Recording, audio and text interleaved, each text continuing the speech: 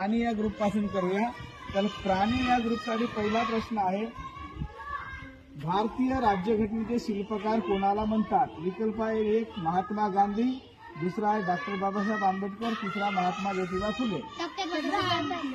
Doctor Babasaheb Ambedkar उत्तर बरोबर आहे. टाळ्या होऊ द्या यांच्यासाठी जोरदार. त्याच्यानंतर पक्षी या ग्रुपसाठी प्रश्न आहे, देशभरात संविधान दिवस कधी साजरा केला जातो? 26 नोव्हेंबर 1949 रोजी. 26 नोव्हेंबर 1949 रोजी उत्तर बरोबर आहे. विकल्प न सांगताय त्यांनी उत्तर दिले. जोरदार टाळ्या होत्या याच्यासाठी. पक्षी आला.